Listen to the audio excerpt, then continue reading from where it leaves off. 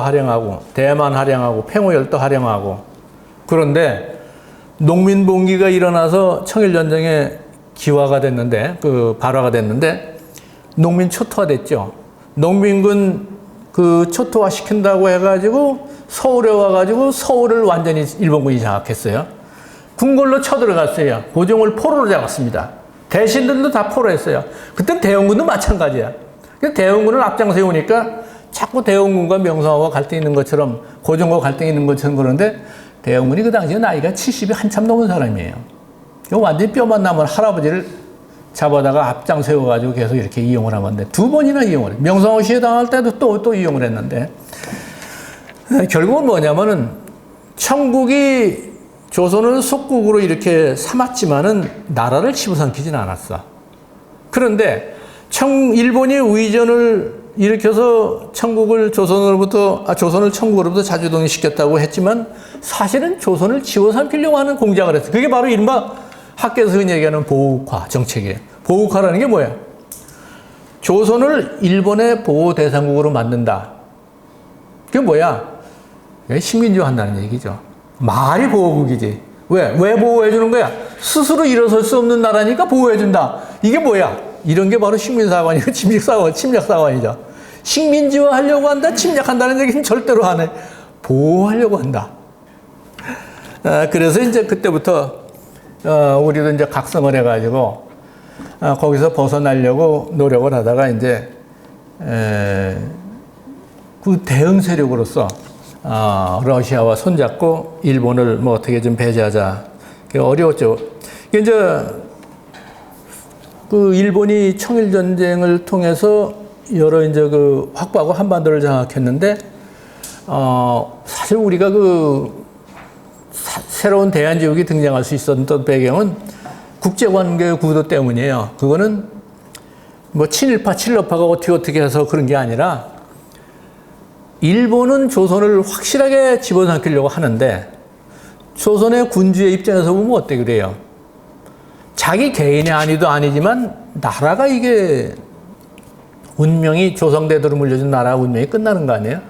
그거 어떻게 해야 되겠어? 미국이나 영국, 프랑스, 독일에 다 구원 요청했어요. 아무도 안 받아줘. 유일하게 받아주는 나라는 러시아. 왜? 러시아는 1891년부터 시베리아 횡단철도를 착공하고 있었어요. 요 TSR. 그 다음에 여기요 만주 횡단철도 있죠, 여기.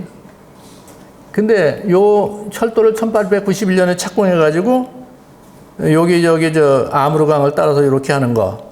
본선. 그 다음에 요게 만주 횡단철도. 그 다음에 나중에는 이렇게 여순까지 하얼빈에서 이런 계획을 갖고 동아시아로 진출해 오는데 일본이 다른 데도 아닌 여기 요동반도를 여기다 교두보로 확보했거든요. 그러니까 어떻게 돼? 일본의 목표가 한반도 정도 차지하는 데 목표가 있는 게 아니라 만주까지. 결국은 만주로 쳐들어오면 어떻게 돼?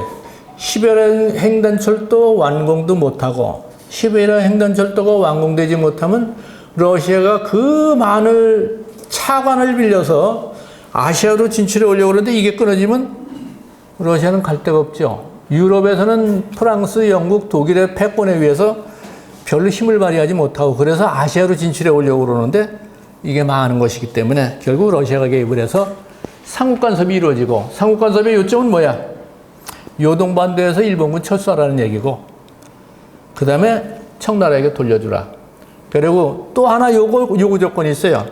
한반도에서 일본 마음대로 조선을 요리하지 말라 하는 그게 삼국간섭의 핵심 내용이에요. 조선의 자주 독립도 함부로 위해하지 말라 하는 것.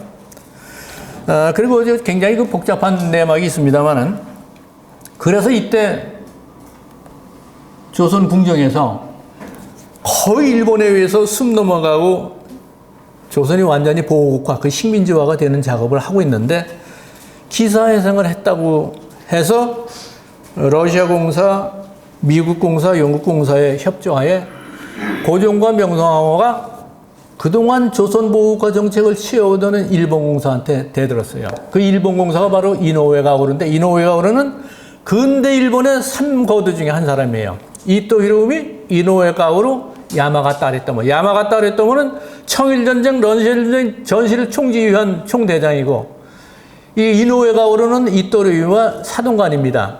6살 위야 이토 히로부미보다는. 영국에 유학을 같이 왔어요. 일본의 재정, 외무, 내정을 다 장악하고 이끌어온 사람. 그리고 핵심 3거두 중에 한 사람인데, 조선공사는 격이 굉장히 낮잖아요. 낮은데도 불구하고 왔어. 와가지고 뭐야? 이토 히로부미가 10년 뒤에 하던 통감 역할을 청일전쟁 직후에 조선에서 하고 있었던 거예요. 그런데 이때 이제 고종과 왕후가 일본 공사가 그 행위하던 걸 갖다가 제동을 거니까 조선 식민지화 기도가 좌절이 되죠. 그래서 이노우에가 일본에 돌아가가지고 후임자를 보내가지고 나중에 어떻게 돼? 예비역 육군 중장 출신입니다. 명성황후 시하고. 그리고 고종은 이제는 뭐 궁중에 연금돼가지고 대원군도 고종도 대신들도 다 포로나 다름없는 상황이에요. 그래서 그 이후에 어떻게 이게 고종이 이 난국을 타개하느냐. 그래서 비상 탈출한 것이 명성황후 시해 사건이 일어나는 곳이고, 이 러시아 공사관, 정동에 있는 러시아 공사관. 왜 정동을 가끔 답사를 자주 가느냐 하면 다 이런 사연이 있기 때문에 그래요. 이게 러시아 공사관인데, 그 당시에 러시아 공사 베베르.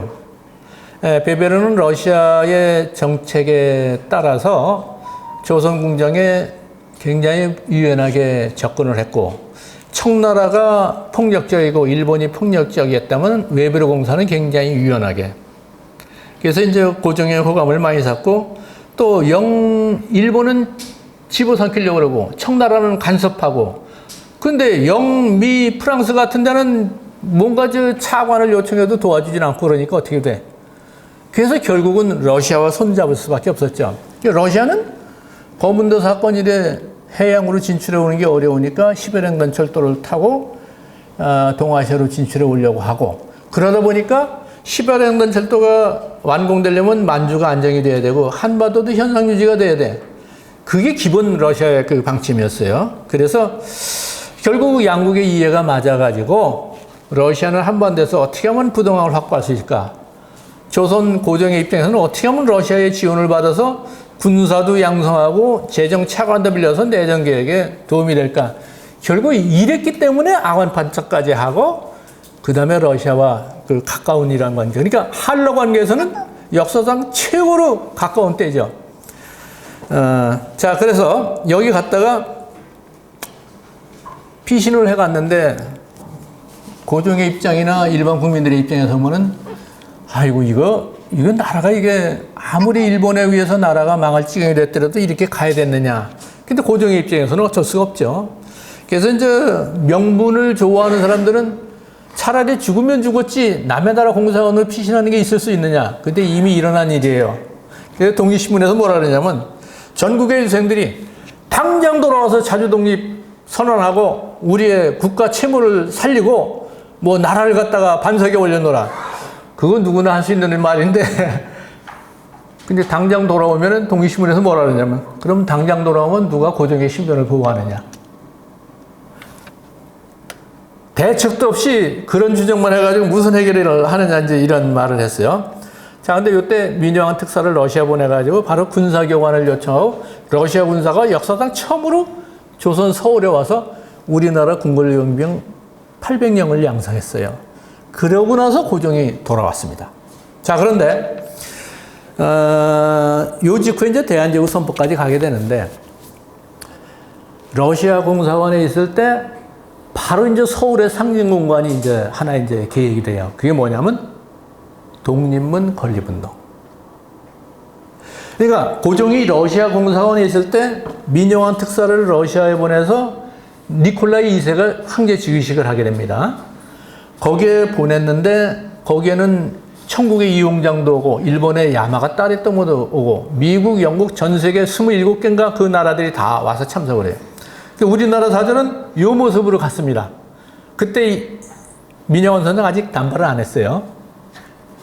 이렇게 갔는데, 가서 러시아한테 지원을 요청한 건 결국 고종이 어떻게 하면 항거할 수 있느냐 그 대책 군사교관 요청한 거하고 그다음에 재정차관 왜 일본한테 빚도 지고 여러 가지 부담이 많았습니다. 그래서 내정개혁을 해야 되는데 세계 모든 나라들이 다 차관을 빌려서 이렇게 쓰고 그러던 시대인데 그때 이미 그런 생각을 했지만 지원해 줄 나라는 없고 러시아조차도 지원을 안 해줬어요. 그래가지고 민영환이 이때 한 얘기는 이제 우리는 어디로 가느냐. 나라는 망했다. 우리를 구원해 줄 때는 아무도 없다. 이런 심정, 얼굴이 심각하죠. 그래서 어떻게 보면 고종시대에 청일전쟁 이후 갑신정변 이후 최고로 고종이 신임하고 모든 일을 갖다 이렇게 시키면서 죽도록 고생시킨 그 신하가 바로 민영환입니다. 민영환은 나중에 자결을 하죠. 정말 충직한 그 최후의 자결 장면도 일본 사무라이도 흉내내기 어려운 그 자결하는 장면. 그래서 나중에 보면은 정말 애국자의 전범을 보여준 것 같아요. 그래서 이승만 박사가 미국에 가서 독립정신이라는 책을 내잖아요. 박영만 선생이 가져갔는데 그 낼 때 책 카바에 그 속표지에 사진이 몇 장 들어가 있어요. 그 중에 대표적인 두 사진은 민영환 선생이 자결하고 나서 그 혈죽이라는 게 있죠. 그 서재에 있는 그 마루에 솟아오른 그 배경으로 민영환 선생 사진이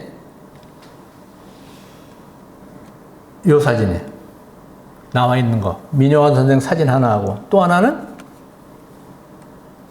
또 하나의 인물 사진이 들어가 있어요. 누구 사진일까? 명성황후로 알려진 사진입니다. 한복을 입었어요. 근데 그 명성황후 사진이라는 얘기도 있고 아니라는 얘기도 있고. 근데 개인적으로 추측하기에는 그 한복 입은 여성이 명성황후가 아니다라고. 근데 이승만이라는 인물이 그거 사실도 아닌 걸 거기다 실었을까 하는 의문이 들고, 두 번째는 민영환이 그 명성황후의 조카 민영찬이라든지 여러 인물들이 있어요. 교류가 많았어요. 근데 이거 책을 낼 때 거기에 실은 거는 혹시 그런 사람들에 의해서 입수되지 않았을까 이런 생각을 해요. 그러니까 명성황후 사진이 있느냐 없느냐 논란이 많은데